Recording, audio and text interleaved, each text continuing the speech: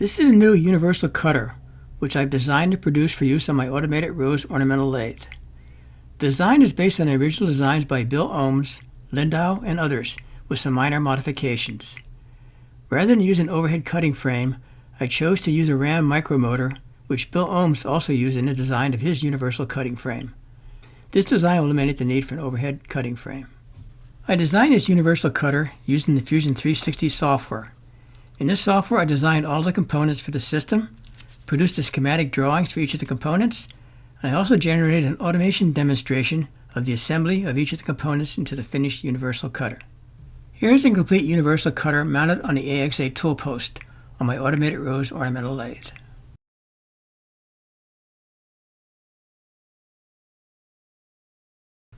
The main component of the universal cutter is the shaft. This shaft will be machined from a 1-inch diameter by 9-inch long aluminum bar. Using the Fusion 360 software, I designed all the details on this shaft, including the cavities for the roller bearings. I then produced a schematic drawing of the shaft, from which I would machine the shaft using my CNC mill. The CNC mill enables the accurate machining of all the details on the shaft. For example, I was able to machine the cavities for the bearings to a diameter of 0.4995 inches. The bearings are exactly 0.500 inches in diameter. By machining the cavities for the bearings 5/10,000 of an inch smaller than the diameter of the bearing, I can then use an arbor press to force the bearings into these undersized cavities so that they are fixed in a position and will not come loose. In a likewise manner, I also designed all the other components for the universal cutter. Using the Fusion 360 software, I'm able to design each of the components with accurate dimensions so that all the components will fit together perfectly after they are machined. This is a complete assembled universal cutter. Each of the parts is designed as a separate component. After each component was designed, I then produced the schematic drawings for each of these components, which I will then machine on my CNC mill. To machine the pulley for the motor shaft, as well as the cutter assembly, I used a manual metal lathe. I purchased the 2 roller bearings from MasterCar. The bearings are 1/2 inch in diameter by 3/16 of an inch thick, with an extended inner ring on the side of the bearing shaft. These extended inner rings help prevent the binding of the cutter head assembly. When I made my first prototype of this universal cutter, I used regular flat-sided bearings, and I was having issues with the cutter head binding. This occurred after it was running for a few minutes, and the assembly started to heat up, and the parts started to expand. Using these bearings with the extended inner rings prevented this problem. The motor mount was not machined, but was 3D printed using my bamboo 3D printer. I also designed and 3D printed some sleeves that go around the bottom collar of the ram micromotor to enable it to be held securely into the motor mount. This was required since the shape of the bottom collar on the ram motor was tapered and curved. These sleeves have a curved inner surface to securely fit around the bottom curved surface of the ram micromotor, but the outside diameter of the sleeve are straight sleeves which accurately fit into the diameter of the hole in the motor mount. All the parts are securely held in place with a set screw on the side of the motor mount. From this Fusion 360 software, I was able to produce an animated drawing of the universal cutter which demonstrates how each of the components is assembled into a complete assembly. The process begins with first inserting the bearings into the shaft, as well as the shaft cover plate. I use a small arbor press to press the bearings into the bearing cavities on both of these components, since the bearing cavity in the shaft and the cover plate are 5/1000 inch smaller than the diameter of the bearing. Next, I attached the cutter head assembly into the bearing on the shaft. This cutter head assembly was machined from a 1¼ inch diameter aluminum bar. I then included a set screw in the side of the assembly for the addition of a set screw to fix the cutter head onto the 1/4 inch diameter by 1.5 inch long steel dowel pin. I also machined 2 3/16 inch diameter by 1/2 inch long tool steel cutters, which are then attached to the cutter head using 2 set screws, which were machined to the side of the aluminum cutter head. I then attached the ram motor mount to the shaft and held it in place with 2 1/4 by 20 thread per inch hex head screws. I had previously created counterbores on the shaft so that the heads of the screws are countersunk and do not protrude above the surface of the shaft. I then attached the ram micromotor along with its sleeves into the motor mount and held it in place with a set screw. This set screw securely holds the ram micromotor in place. I then attached the pulley to the shaft of the ram micromotor and secured it in place with a set screw which had been machined into the collar of the pulley. I made sure there was a small gap, approximately 0.20 of an inch, between the bottom of the pulley and the shaft so that the pulley could freely rotate. This was followed by the installation of a 3" by 1/8 inch diameter Buna O-ring to drive the cutter head. I then attached the cover plate with its previously inserted bearing into the shaft and secured it in place with 2 round head screws. As a final step, I attached the AXA tool post holder onto the shaft and fixed it in place with 2 set screws. These set screws can later be loosened to enable the shaft of the universal cutter to be rotated to any angle for a particular angle of cut.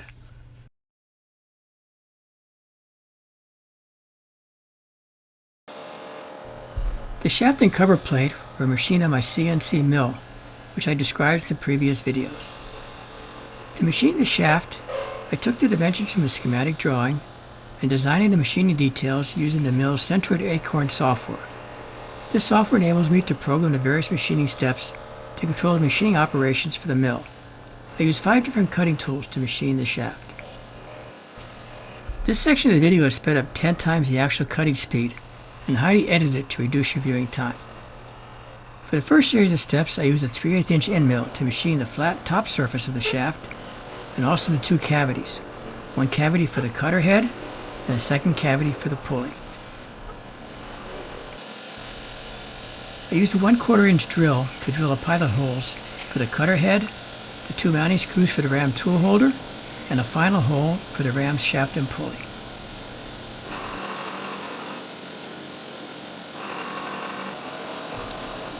I then switched to a 1/4 inch end mill to machine the cavity for the bearing to the required accurate 0.4995 inch diameter dimension, and also to enlarge the hole for the ram shaft. I also used this mill to mill the countersink holes for the motor mount screws.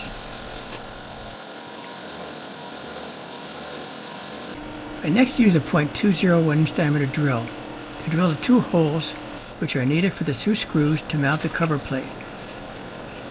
After the holes were drilled, I then used a 1/4 inch by 20 thread per inch thread mill to thread mill the threads into these holes. In a similar manner, the cover plate was also milled.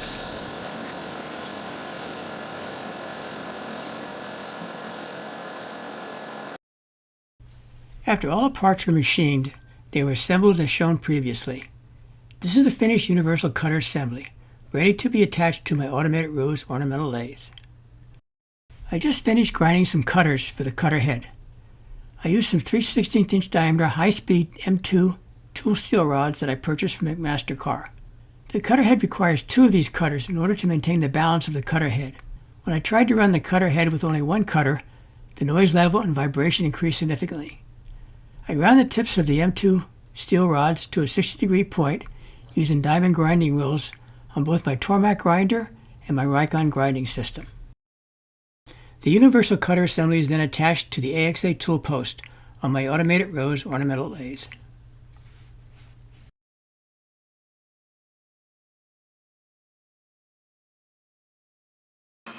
This portion of the video is being shown at 10 times the actual cutting speed for viewing purposes. To test out this universal cutter, I'm using a 4-inch diameter MDF wood block with multiple layers of contrasting woods. This block has 3 layers of these laminates that were sliced on my Accu-Slice system. The top layer is a 20,000 inch thick maple laminate, the second layer is a 25,000 inch thick red heart laminate, and the bottom layer is a 0.2 inch thick layer of cherry wood. I'm using an octagon rosette on the rose engine to produce these patterns. I'm rotating the headstock at 1 revolution per minute, and I'm rotating the cutter on the universal cutter at 7,000 RPM. For the first cut, I positioned the cutter head near the center of the wood disc and progressively moved the cutter to the left until I was able to cut through both the top maple layer and also the red heart layer, exposing the cherry wood layer at the center of the disc. The total depth of the cut was about 70,000ths of an inch. I then positioned the cutter towards the outside of the disc block. I also phased the rosette by 50%. For this cut, I only cut through the maple layer to expose the red heart layer.